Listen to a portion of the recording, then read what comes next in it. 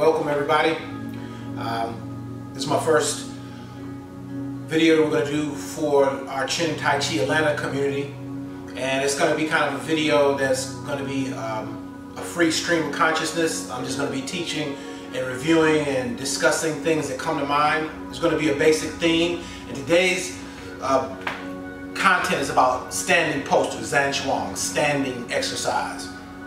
So I'm going to talk about that, but I'm going to talk about it from a few different levels. So depending on what your level of practice is, some things may make be very clear to you, and other things you may realize that I'm talking about some things that you haven't been introduced yet. And so what I'm really hoping to do with this is to encourage everyone to continue on in their practice, to have something to check in on.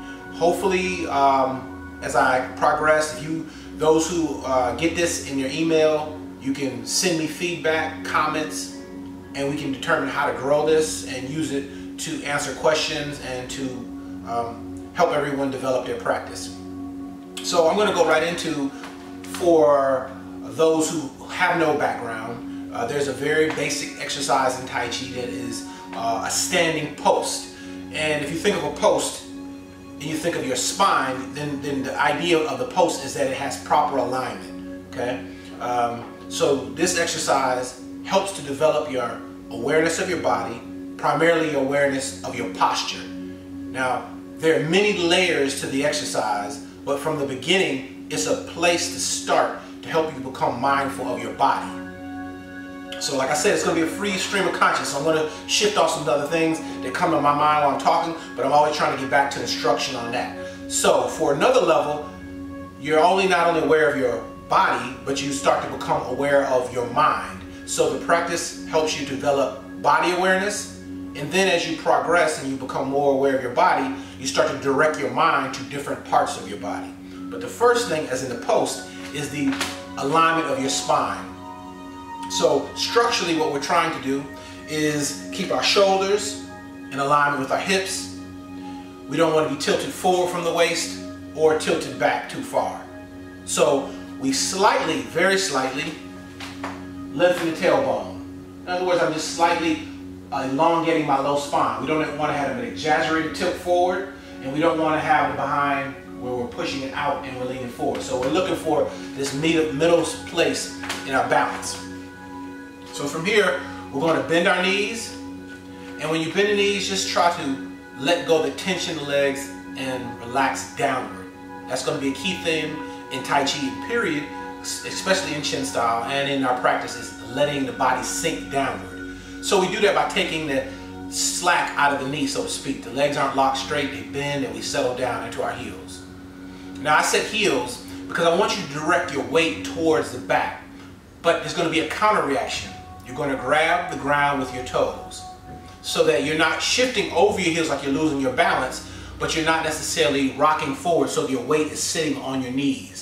So by directing yourself towards your heel, you take the weight away from the front of your knee and you carry it into the legs, into the thigh, and even on a deeper level, into the bone.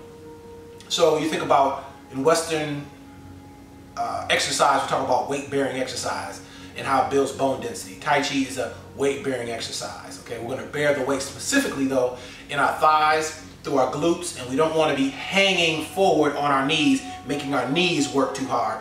And so by directing yourself towards your heels, it's a direction away from your knees. So it's not fixated like you have to just be on your heels and your toes are floating. No, your toes are gripping the ground. You're using the whole foot, but your awareness is towards your heel to bring you away from your knees. So the knees are relaxed, soft, take the slack out, and then you're sitting down like you're sitting in a very high chair. Depending on your level, how warm your body is, you can sink lower. But what's most important is the intention of letting go and sinking into your body. Not so much the depth of the stance. Just sitting low doesn't necessarily mean you're doing a good job. So what you want to do is relax into your structure, letting go of the tension above and all the way through down to your feet. So we're going to talk a little bit about some of the places to mentally check in when you're standing. So, like I said, knees are slightly bent. Your weight is more directed towards your heel so that you're not hanging out of your knees. And then your thighs are carrying your upper body, your abdomen is relaxed, the chest is relaxed, and the shoulders are relaxed.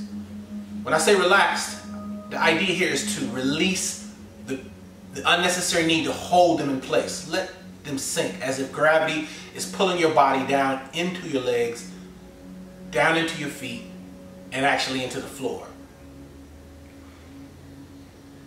So from here we're going to just mentally feel what's going on in our body. Bring your awareness to your breathing. Feel your abdomen expand. Exhale, feel your abdomen contract. Our chest is for the most part relaxed. We're not exerting energy, so we don't need a rise and fall in our chest, and we're trying to work towards our full lung capacity. So expand the abdomen by long but even inhale in, and then slowly relax the breath and breathing out. In through the nose, and out through the nose. Right now, there's no need to worry about how long the breath should be, how many counts you should be inhaling, how many counts you should be exhaling. Everything is about just relaxing into the practice. Everything develops from something, and that's the root, the basics. It can expand, and you can count your breath in the future and be aware of those type of things, but right now, just focus on the structure. So we're going to bring our arms up. And the idea is that we're embracing, like we're hugging. Fingers point towards each other, thumbs point towards each other. The elbows relax downward.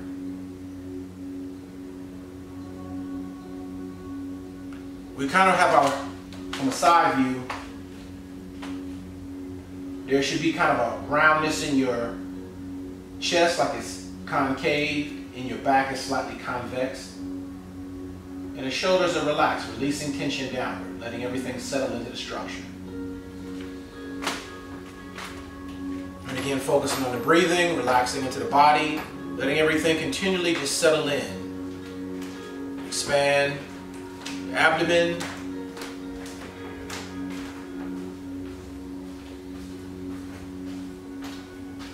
So the key components that we're focusing on now are still what's going on with sinking, letting everything go, letting the chest relax, let the shoulders relax, elbows are sunken down, breathing into the abdomen, expanding the center of the body through the breath, and just focusing on the breathing and the idea of the spine being aligned. We're going to think of the chin for a moment. The chin is kind of lengthened downward, as if you're lengthening the neck by bringing the chin down and lifting the top of the head or the crown. And just relax into that.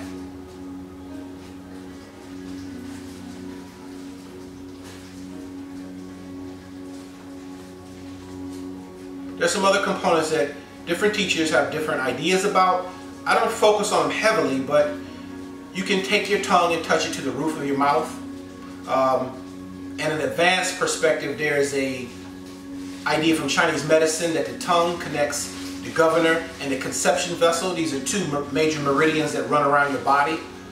So that's an additional advanced kind of idea.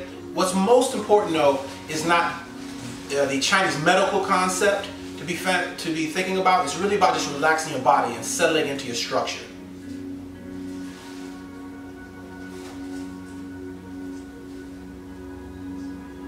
You may notice that you feel yourself shifting forward towards your toes, so shift yourself back towards your heels.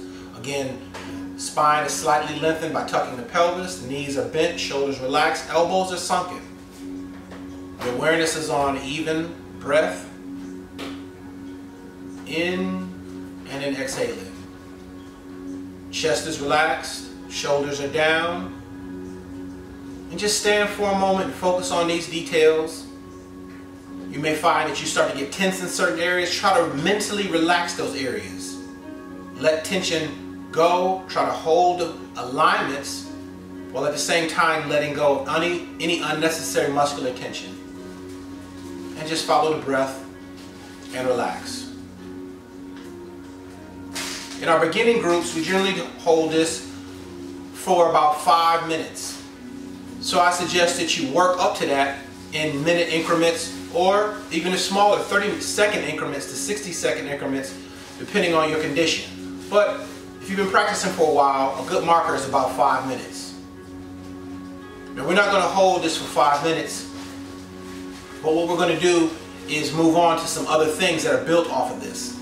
And then we'll readdress this and go further if there's more questions from your feedback. So from here, we're going to bring the hands down, turning the palms down, and allow the hands to slowly sinking down. This posture is a preparatory posture. And what's happening here is you're allowing everything to settle through your feet, down into your palms.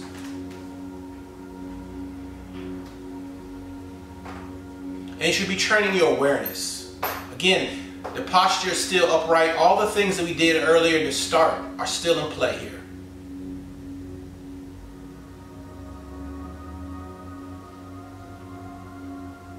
And now we're going to do some basic rotations of the waist with our hands, trying to connect our hands to our waist. This is a key component of your Taiji practice, is connecting the waist and the arm movement. Okay, so what I'm going to do is I'm going to turn the waist to the right and my hands are going to follow. I'm trying to coordinate those two. And then I'm going to bring the hands back to the left.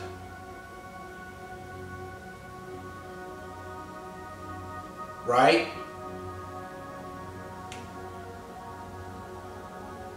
And left. This is just a very basic exercise to get a sense of that your arms are moving with your torso, your waist. They're not leading. My waist is kind of leading, but it should be clear that my waist is leading from watching it. My waist turns, my arms just travel along. Very simple. Not to be overthought. Sometimes in class I've talked about you're washing a table or you're going across a tabletop with your hands.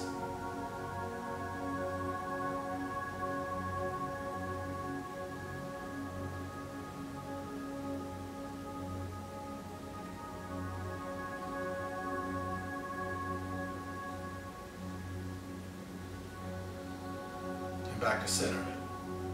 And stand up.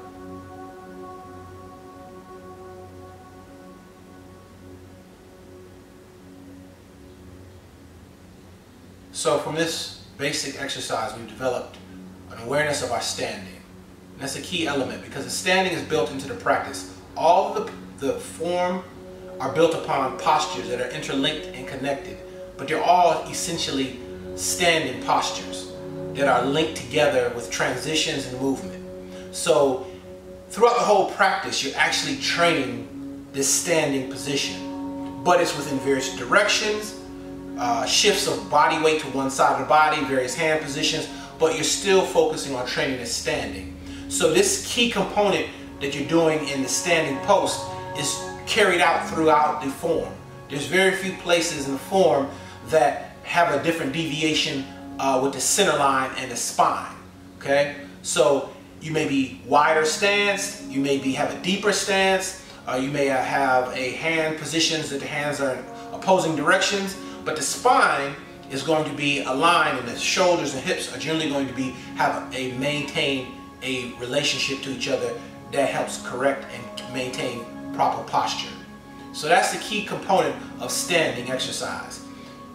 You can break down from your level in the form different practices, different parts of the form to practice is standing. So for example, if you already know the form, say we start here with our legs together. You sit your way down in the right heel, slightly tucking the pelvis, lift the left heel, step out shoulder width and touch. Lower the heel, then pulling and shifting yourself over to center. We're back to the standing post. Sinking the body down. My hands are on the side of my thigh, about where my seam of my pants is, my middle finger. And from here I'm going to spiral the palms upward and bring the palms up. Fingertips are heavy and hanging and dragging, the wrists are uplifted, shoulders are relaxed. Then we're going to sink the elbows, Sink the wrists and extend the fingers, and then settle the body back down.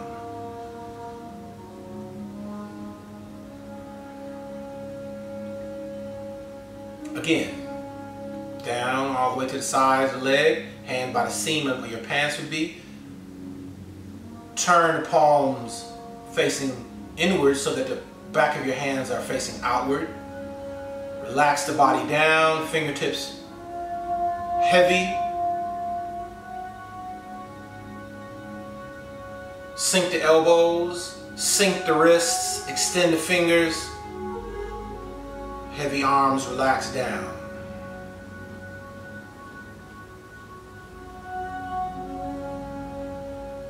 Again, we'll talk a little bit about the breath.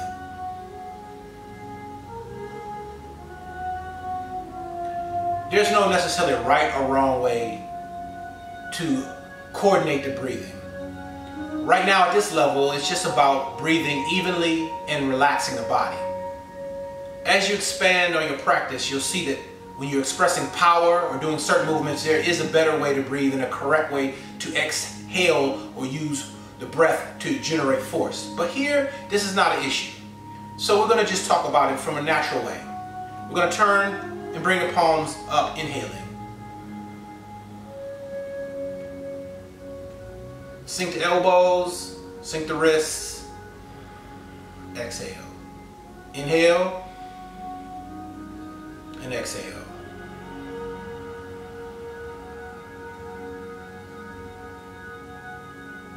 And stand. Breath in and out. Turn the palms, breathing in.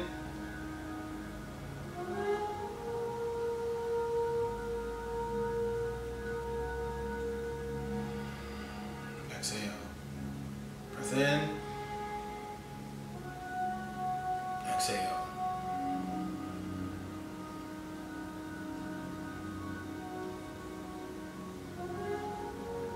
Inhale. And exhale. Again. Inhale.